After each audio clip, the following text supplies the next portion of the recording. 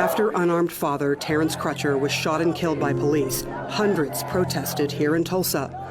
What many didn't know is that nearly 100 years ago, on these very streets on which they were marching, hundreds of African Americans were killed in one of the darkest chapters of Tulsa's and America's history. A lot of folks around here used to whisper about it over the decades, but nobody, black nor white, wanted to talk about it. And that history was being forgotten. Before it happened, Tulsa was the scene of a thriving, wealthy black community. Black Wall Street was the most prosperous black-owned business district in 1921. This was Black Wall Street. There were hundreds of black-owned businesses, everything from banks to pharmacies to the doctor's office. And black folks were making really good money. There were even 2 movie theaters, all black-owned and operated. Segregation was in full effect. We heard that there was a gentleman who owned a plane. Is that true? Simon Berry was a pilot and owned his own plane. Black folks were rich here, basically. They lived very good lives. Many of them, yes. Yes, which caused some envy and anger among white people who commented, how dare those Negroes have a grand piano in their house and I don't have a piano in my house. 1921 rolls around. What happens? Some type of confrontation between blacks and whites was inevitable because of the racial climate at that time, because of the presence of the Ku Klux Klan in almost every aspect of our society. But on this particular day, May 31st, 1921, a young black male named Dick Rowland, who worked as a shoe shine boy in downtown Tulsa, went into the Drexel building where he had been given permission to get water and use the restroom. There was a young white girl named Sarah Page who was an elevator operator. And Dick Rowland every day would go into the elevator with Sarah Page. On this particular day, after the elevator doors closed and Sarah Page and Dick Rowland were alone in the elevator, a few moments later there was a scream, the elevator doors opened, Dick Rowland ran and was later arrested, and Sarah Page initially claimed that she had been assaulted. Brown says Page never pressed charges, but authorities did, and the damage was done. By the end of the day, the rumor mill said Page had been raped.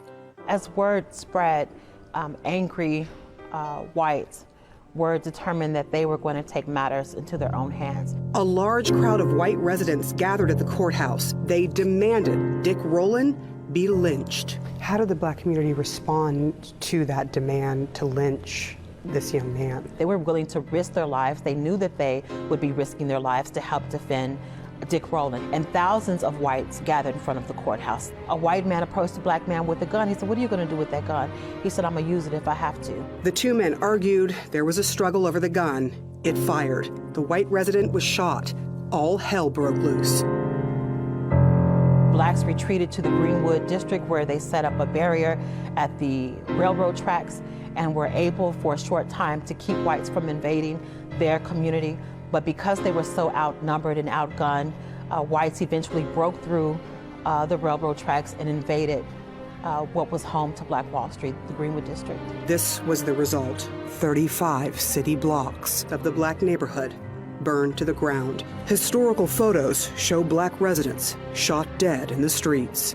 The historical account is that at least 300 people were killed. There were children that were here that had been armed by their parents, that had been told that they could come down to Greenwood and shoot and kill an innocent person.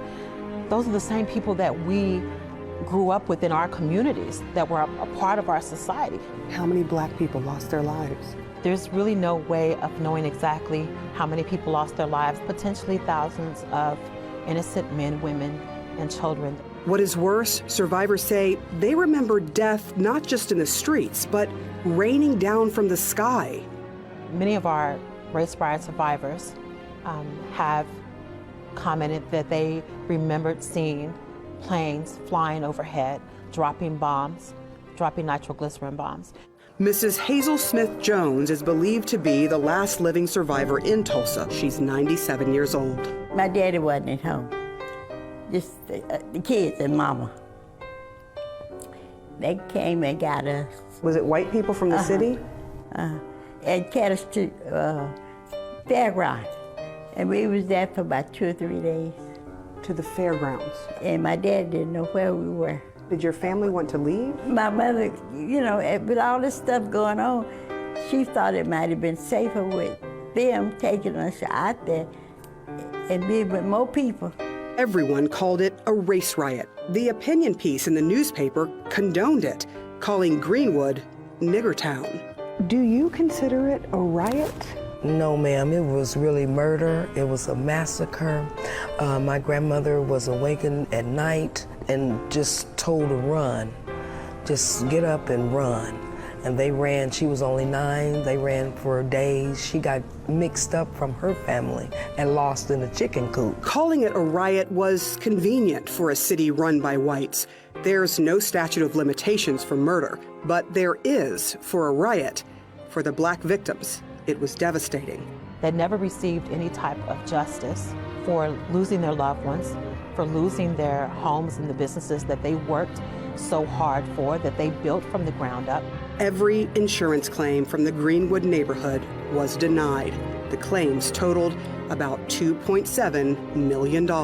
Black Wall Street did recover, but never to its former glory. Do you think life is better for black folks in America now? Yeah. Some places, yes, some places, not.